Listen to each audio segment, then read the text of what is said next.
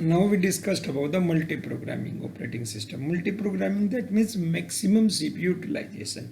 Multi-programming से मतलब क्या है कि आपकी मेन मेमोरी के अंदर आपके क्या है मल्टीपल प्रोसेस अवेलेबल हैं जो एग्जीक्यूशन के लिए कहाँ पर है रेडी क्यू में.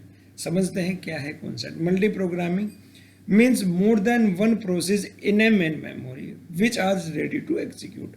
यानी कि आपका मेन मेमोरी में एक से ज़्यादा प्रोसेस अवेलेबल हैं जो बेसिकली रेडी क्यू में हैं और एग्जीक्यूशन के लिए तैयार है. अब प्रोसेस जनरली रिक्वायर है सीपीयू टाइम. किसी भी प्रोसेस को जनरली दो टाइम की रिक्वायरमेंट होती है. First one is the CPU time और second one is the input output time.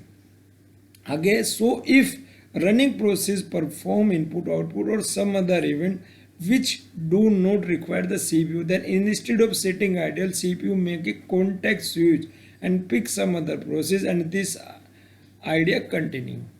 Multi programming के कॉन्सेप्ट में क्या करते हैं कि एग्जांपल के थ्रू समझते हैं. सपोज करो आपके सीपीयू ने रिक्वेस्ट किया है किसी प्रोसेस P1 के लिए और P1 को क्या अलॉट हुआ, आपका सीपीयू टाइम अलॉट हुआ और सीपीयू टाइम P1 अलॉट होने के बाद इस प्रोसेस P1 को कुछ टाइम बाद रिक्वायरमेंट है इनपुट आउटपुट रिसोर्सेज की, तो उसे आपका क्या करेगा, वो प्रोसेस आपका इनपुट आउटपुट रिसोर्सेज के लिए जाएगा.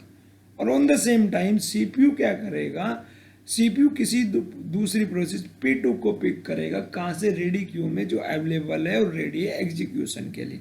उससे क्या होगा, सीपीयू आइडियल कंडीशन में नहीं जाएगा और सीपीयू आइडियल कंडीशन में नहीं जाएगा. दैट मीन्स हमारा क्या होगा, सीपीयू का मैक्सिमम यूटिलाइजेशन होगा. दैट मीन्स आप एक से ज़्यादा प्रोसेस एक टाइम पे कहीं ना कहीं मल्टी प्रोग्रामिंग के केस में एग्जीक्यूट करा सकते हो. ये कॉन्सेप्ट बेसिकली हम फर्दर कंटिन्यू करेंगे. तब तक आपकी एक भी प्रोसेस यहाँ पर रेडी क्यू में अवेलेबल है. अगर on the same time P2 भी किसी फर्दर इनपुट आउटपुट रिसोर्स के लिए जाता है तो आप मेन मेमोरी से किसी तीसरी प्रोसेस P3 को पिक करोगे. देन P3 भी किसी इनपुट आउटपुट रिसोर्स के लिए जाता है तो आप किसी प्रोसेस Pn को पिक करोगे. यानी कि आप तब तक सीपीयू को आइडियल नहीं करोगे तब तक आपके पास एक भी प्रोसेस रेडी क्यू में यानी कि मेन मेमोरी में अवेलेबल है.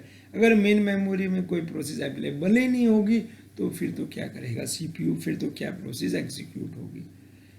तो बेसिकली जो आपकी प्रोसेस एग्जीक्यूट होंगी करंटली तो इस कॉन्सेप्ट को आप बेसिकली मल्टी प्रोग्रामिंग का कॉन्सेप्ट बोलते हैं. क्या एडवांटेज और क्या डिसएडवांटेज है मल्टी प्रोग्रामिंग की, तो यहाँ पर क्या होगा, आपका हाई सीपीयू यूटिलाइजेशन होगा, लेस वेटिंग टाइम होगा और रेस्पॉन्स टाइम होगा. May be executed multiple user. Disadvantage क्या है, डिफ़िकल्ट टू शेड्यूल. हाँ, यहाँ पर कुछ डिफ़िकल्टी होगी शेड्यूल करने की कि भाई किस प्रोसेस को पहले शेड्यूल करना है, किसे सेकंड में शेड्यूल करना है. तो उसके लिए हमारे पास फर्दर एल्गोरिथम्स अवेलेबल है. Main memory management is required. Main memory management की रिक्वायरमेंट होगी. मेमोरी फ्रेगमेंटेशन की प्रॉब्लम आएगी, पेजिंग की प्रॉब्लम आएगी जब नॉन कॉन्टीन्यूस मेमोरी एलोकेशन का कॉन्सेप्ट.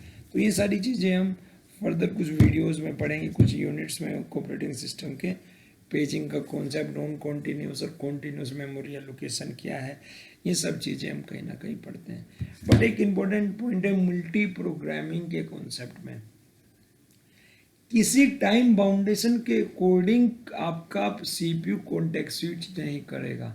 कॉन्टेक्स्ट स्विच केवल किस केस में होगा, कॉन्टेक्स्ट स्विच उस केस में होगा जब रनिंग प्रोसेस किसी इनपुट आउटपुट रिसोर्स के लिए इटसेल्फ कॉन्टेक्स्ट स्विच करेगी. आप फोर्सली या किसी टाइम बाउंडेशन के अकॉर्डिंग स्विच नहीं कराओगे सीपीयू को. ओके डियर, यानी कि आपका कोई ऐसी टाइम बाउंडेशन नहीं होगा कि सीपीयू किसी पर्टिकुलर प्रोसेस को 1 सेकंड या 2 सेकंड तक ही एग्जीक्यूट करेगा, देन फिर किसी दूसरी प्रोसेस को एग्जीक्यूशन के लिए बचेगा. ये आपको कहीं ना कहीं ध्यान रखना है.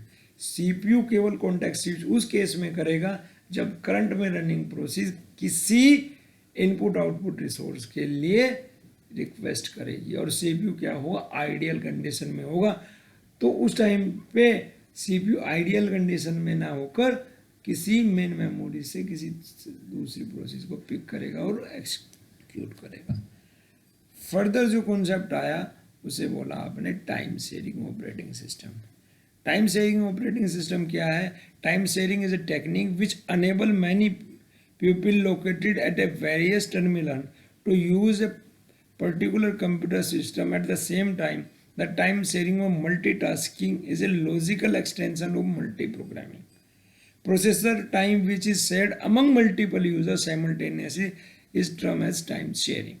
That means the main difference between multi-programmed batch system and time sharing system is that in case of multi-programmed batch system, objective is to maximize processor use, and whereas time sharing objective is to minimize response time. Okay dear, यहाँ पर क्या है कि आपके जितने भी number of processes हैं उन प्रोसेसेस को आपने क्या कर दिया, एक टाइम फिक्स कर दिया, टाइम क्वांटम आपने बेसिकली फिक्स किया कि कोई भी प्रोसेस मिनिमम 2 सेकेंड के लिए फॉर एग्जांपल एग्जीक्यूशन के लिए जाएगी। फर्दर 2 सेकेंड एग्जीक्यूशन के बाद क्या करेगा, सीपीयू कॉन्टेक्स्ट यूज करेगा किसी दूसरी प्रोसेस से। बेनिफिट क्या होगा कि किसी भी प्रोसेस को लॉन्ग टाइम के लिए वेट नहीं करना पड़ेगा और रेस्पॉन्स टाइम क्या होगा, ऑटोमेटिकली आपका इम्प्रूव होगा in case of time sharing operating system. Just like suppose करो मेरी क्लास में 10 स्टूडेंट है और 10 के पास कोई न्यूमेरिकल प्रॉब्लम है और मुझे 10 स्टूडेंट्स को न्यूमेरिकल प्रॉब्लम सोल्व करानी है, तो मैं क्या करूँगा, पहले स्टूडेंट को 1 सेकंड देने वाला हूँ, उससे बताऊँगा, उसको मैं उसका एक आइडिया दूंगा कि आप इस फॉर्मूले से इसे स्टार्ट करें।